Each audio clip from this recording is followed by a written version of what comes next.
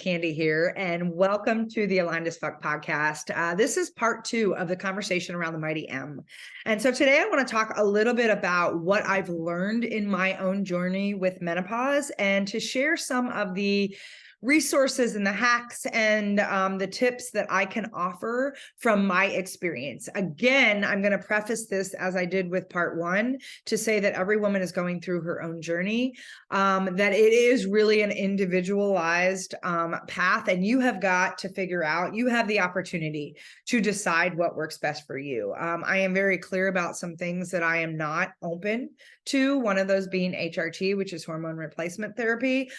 For me, based on, and if you missed part 1, please go back and listen, based on some of the journey I've already had with jacking with my hormones, I'm not really excited about doing that again. And so for me, I have chosen to take a more holistic, more Ayurvedic, more natural path to exploring what works for my body and what doesn't. And so I have learned several things in light of my symptoms and the things that have shown up through that path. And so all I can do is share with you my experience in that journey. And if you or someone else you know or love is going through this, these may be things that might be recommendations that they could try. And so first and foremost, one of the things that I did was I really wanted to look at, how I was eating, what I was eating, and how I was working out, because I was feeling the effects of all of that. And it was amplifying my symptoms, or it was helping. And without really dialing in and knowing what was what, it was kind of just a crapshoot to figure out, okay, today I feel good, tomorrow I don't. And so in doing that, most of you know, I am a self-development, I am a junkie when it comes to audiobooks and books and podcasts and resources. And it's one of the things I'm always sharing with you. I love to grow constantly. I love the self-development space.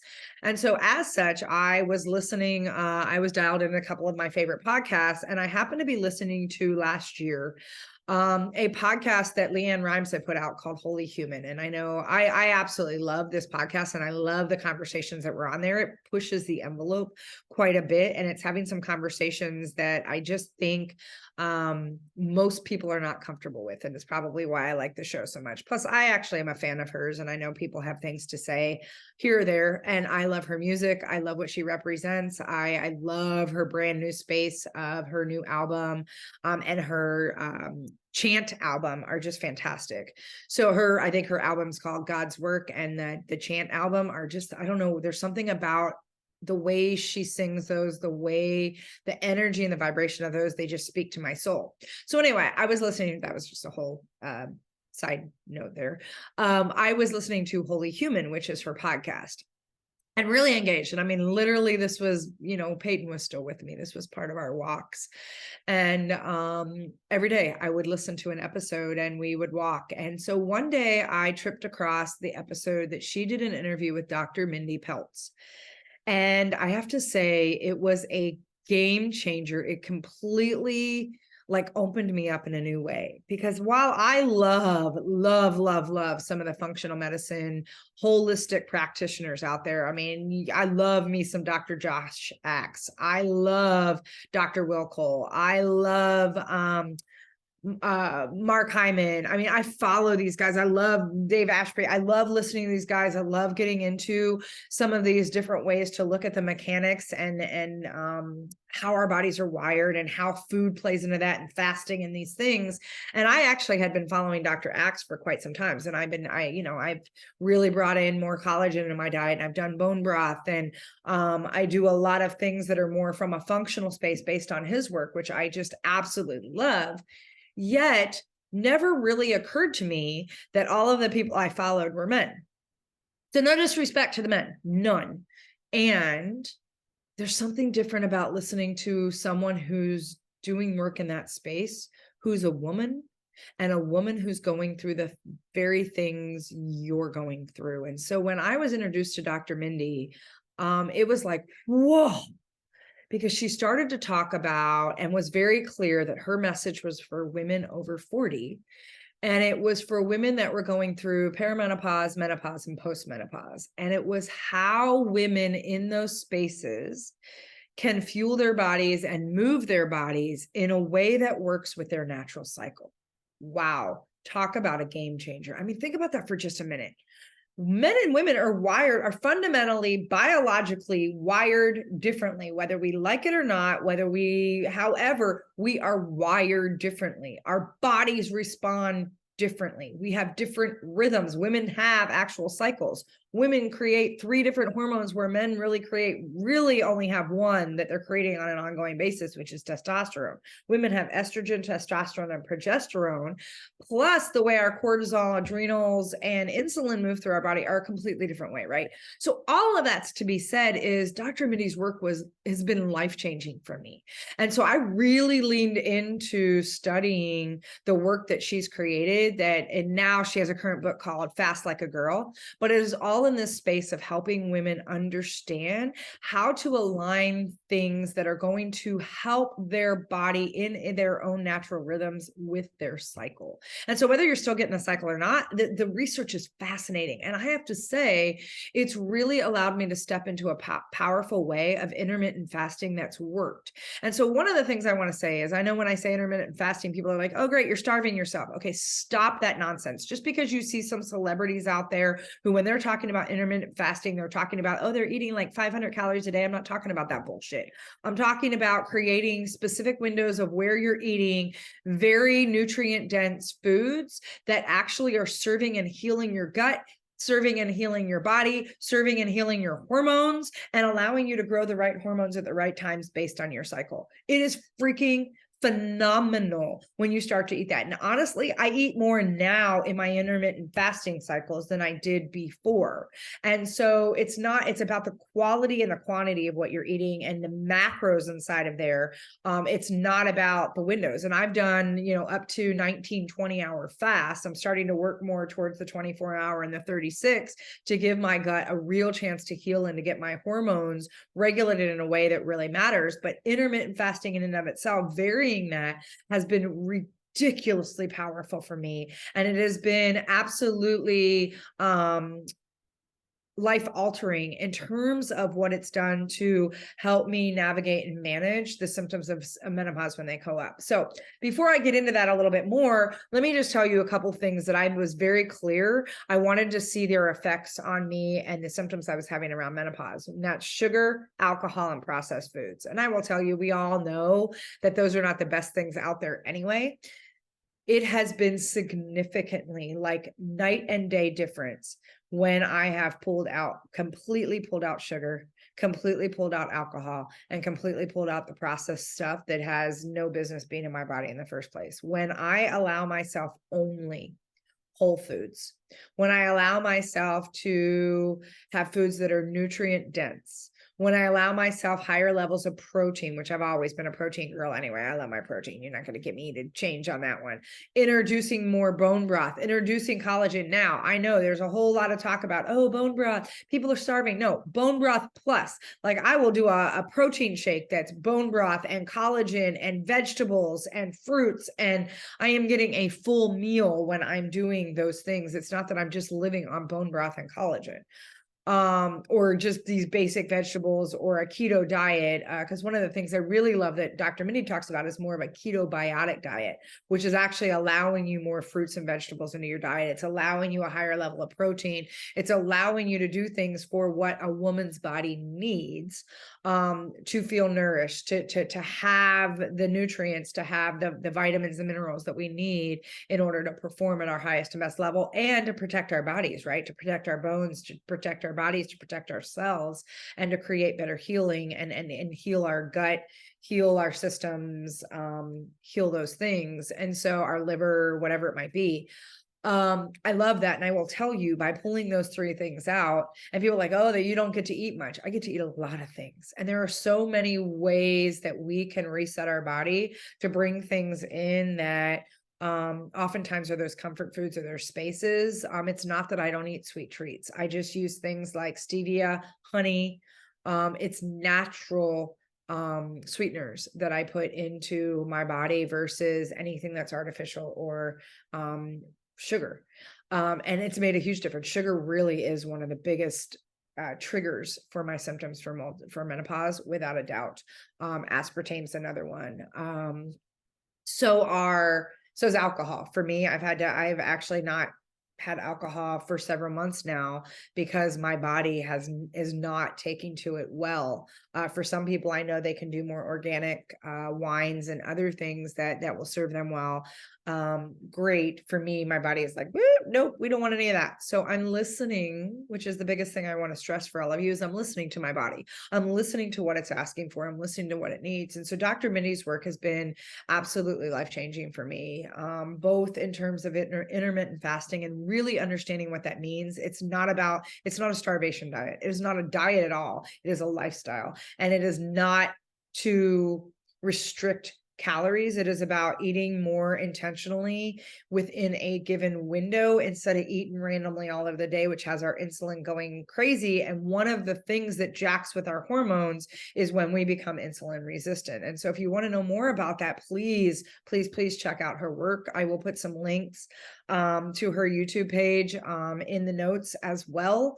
And this idea around ketobiotic. And what I love is ketobiotic is not something I do all the time, because when I'm in my what's known as a nurturing cycle, so what would be my period, I don't have my period anymore because I am fully in the throes of menopause, is when I'm going to eat more root vegetables such as sweet potatoes, and I'm going to have more grains like quinoa, and I'm going to bring things in that actually feel like those comfort foods, but there's smarter ways to do that. And so again, if you're someone who's interested in wanting to find a way to reduce some of the triggers that may be showing up, I suggest you go look at her work or look at someone else's who is in that space. She really speaks to me. I love her personality. I love her energy. And man, she just tells it straight. She is a straight shooter and does not pull punches. And like, she is not going to stir some shit or spin some shit in a way that's like, she just tells it to you straight. And so she is totally my kind of person. The other thing that I have really recognized is the way I end my day is creating space that's nurturing for me. Also getting off of technology, getting off things has done wonders to calm my body down. Sometimes I actually need to take a bath or something at night to cool my body temperature down so that I'm not having so many night sweats in the middle of the night. There are also a couple supplements. And again, this is in doing Dr. Mindy's work, some things that she's highlighted that have been extremely helpful for me. And I will share some of those in sort of a download that if you want to know what I use and what works for me, I'm happy to share that. I don't get sponsored by any of these. They're just things that I have found that work for me really well. The other thing that I realized that really was kind of the third piece to the puzzle around this, one was really, getting to listen to my body again, understanding that I do have an opportunity to get back into understanding my cycle, taking some of that research that Dr. Minnie's done and look at where that fits for me in terms of my diet, in terms of my lifestyle, in terms of my nutrition and working out.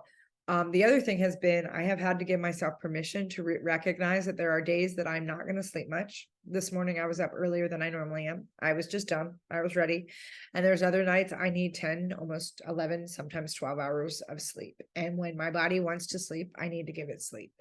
And so one of the things I've had to do is relook at my morning routine, because my body has been very clear some days it does not want me to do a hard, intense workout when first getting up, which has been my go-to for quite some time.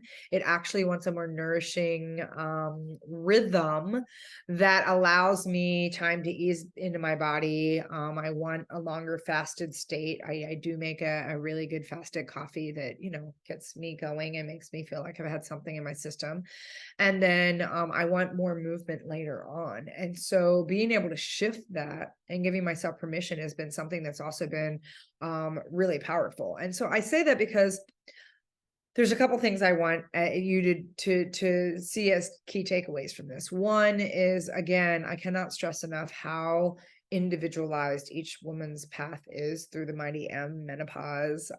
It looks different for all of us. And talking to my friends who, we're all going through it right now, It looks extremely different. And each of us has offered things that were like, hey, I tried this, what works for you? And it's been great to have a community where we can have that conversation. And so, one, I would say is recognize and allow that your path is going to be your path. Nobody, I don't care who's out there talking about it, I don't care who's out there that's an expert in whatever aspect. No one gets to tell you what your journey is except you. And so I really, really hope you take that to heart, that you get to decide your path for you. I've had many people that keep giving me recommendations, especially around HRT, where I'm extremely grateful for the opportunity. And I'm very clear that's not my path. And I don't need to justify that for anyone. I don't need to explain that to anyone. And neither do you. And so your path, number one, your path is your path. Number two is get dialed into your body. Tune in and listen to your body in a way that lets you start to recognize where you might have extra triggers that are exasperating or amplifying your symptoms that are showing up, whether you're in perimenopause or menopause. And consider looking at your diet.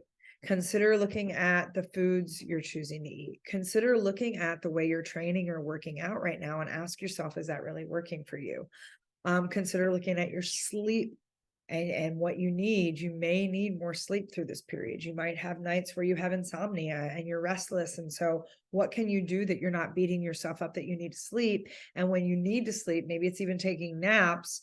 What do you need? What does your body need? Really dialing into that. Three is research the products that are out there. There are some good supplements. I know Revelation Health, I use quite a few supplements, one called Femicrin, one called Min, which does bring in more minerals. I do an element, which is LMT. Love their salts, but I have done more electrolytes. I do more bone broth. I do more collagen. So I am bringing things in that are also enhancing. I'm also clear to take magnesium every night before I go to bed because it was very clear my magnesium levels were low. And so again, there's research available. It's a matter of you taking the opportunity to do the research, to do your homework, because again, your path is not going to look like someone else's, and creating a way that sets you up for success. The other thing I would say is to monitor what symptoms are showing up for you, when, what seems to be triggering them. Is there any consistency? The more you understand, the more you measure, what you measure, you can change, you can address, right? And so when you create the intentionality to become aware around what your body is doing or not doing, you put yourself in a position of power. And so this is my whole space of having this conversation for you and those of you that are loved ones who support those that are going through the mighty M, is that as we navigate through this path of menopause, as we start to open up more discussions around it, my hope and my intention for you is that you find the pathway to reclaim back your own personal power. I am really, really tired of every time I turn around, everyone just wants to throw another pill at you, or there's a prescription for this, or there's this. No one is getting to the root cause. And what I find so fascinating is there are things around your leaky gut or your liver or your adrenals or your cortisol levels or your insulin resistance that all could be having effect on how menopause is affecting you. And so when you can lean in and understand that better, when you can understand your body, when you can understand the functionality of your own natural rhythms, when you can understand your cycle and what you need at any, sometimes we need nourishment, sometimes we need to go hard. And there are times that you're going to want to like hit it hard and do high hit training. And that's not all the time. And if we keep, as women, we keep trying to do things exactly the same way men do, we are not taking back our personal power to recognize that our bodies are designed differently. We need different things. We need to nourish ourselves differently. Rest looks differently. Working out looks differently. And there's no shame in that. And that's something for me that probably has been the biggest part of this journey for me to embrace, is to let go of the shame and the stigma around asking for what I need and recognizing that I am not, one, able to play the game I've played before, two, that there's a lot of gifts and beauty in this process of menopause I'm going through. There's been so many beautiful things that have shown up as well. 3, my body is just that, my body, and it's designed to do these miraculous, magical things that when I treat it as such, when I have respect for, because right now, I mean, I've put on some weight, I've got inflammation, I've got pain, even in being able to navigate and manage some of my triggers, I'm constantly kind of vetting those through and adjusting instead of punishing my body because it's not doing what I want it to do and it doesn't look like what I want. I get to love my body in a new way. And so one of the biggest gifts that's come out of that is a whole another level of self-love, self-compassion, self-awareness, self-forgiveness, to release all of the ways that I have punished my body over the years. And so I think about our opportunity as women to embrace that. I think about your opportunity as men to support that. I think about when we can come together in that space, our relationships change, our conversations change, our everything changes. And so that's why when I say menopause is everyone's conversation, it is everyone's responsibility. It is we need to lean into this differently. I am hoping to provide you some tools that give you some perspective that say, oh, there's some different ways to think about this. Oh, I didn't even know that was, because trust me, like I said, I thought menopause was this 6-week inconvenience that holy shit turned my life upside down and it's annoying. Didn't realize it's something that could be lasting 10 to 20 years and changes everything. It's fundamentally changing my body, but it's changing everything else. And there's so much grace in that if we choose to embrace it. If we can open ourselves up to the pathway of grace and we can understand the miracle and the magic inside of this space and see it for the beautiful journey it is, we can actually create a relationship with menopause that serves us instead of one where I got to say, even when I started, and some days I still am like, I want to punch menopause in the face. I am not friends. And I have to watch that because I want to learn how to be friends with this journey. I personally, and I'm just telling you, I have my days because this has not been an easy journey. And I will tell you, there are many days when I'm like, what the fuck? I didn't sign up for this. And every day is an opportunity for me to embrace it more. Every day is an opportunity for me to recognize that this is the gift I've been given as a woman to step into another level of what I have to offer in the world. And the more I understand that, the more grounded I feel in my body, the more I feel my human design starting to like fall into place when I look at my 3 phases of my 6 and I'm about to turn 50 and I'm like, oh, this is what the embodiment feels like. There's a whole level. And for those of you women that are either starting this journey or in the middle of it or have come through it, you recognize or are starting to recognize there's a whole nother level of embodiment of your own sovereignty and your own ability to know you on a level that is all for you.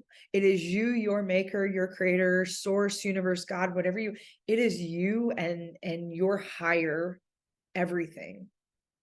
And I got to say there, I got a lot of gratitude for that. I got a lot of gratitude to realize that I get to go through this journey because what is expanding and what is evolving and what I am every day learning to embody a little bit more is taking me on a journey that is actually quite exquisite and quite beautiful, even on the days when I really do want to punch it in the face sometimes. And so I say that because if we can open to grace, if we can allow a space for greater self-love, if we can allow for a space of compassion and empathy, if we can allow for a sacred space to be in this courageous conversation, to connect, to understand, to support, we all win. And so that is my wish. That is my wish as I'm having this conversation. Again, I have a feeling I've got more to say. So much that I'm learning, and I'm in it real time. This isn't me like talking after the fact. This is me in it. And today I'm feeling very open and expansive, and I wanted to share that with you. I may have a day later this week where, yep, once again, I want to punch it in the face. So rather than punch it in the face, I am going to love it. I'm going to love myself. I am going to be gentle, and I'm going to allow my truth to come through. And my wish is that you give yourself space and grace to do the same. So with that, it's Candy. Thank you so much for joining me on another episode of Aligned as Fuck. If you are enjoying these conversations, please leave a review. You can leave a review on Apple, Spotify, on YouTube. It does help this message get out more. Women, men, those that are non-binary, who, if you don't claim a gender, whoever you are, if this is something you feel would support someone, please share. With that, I will catch up with you on the next episode. Thank you, and I will see you.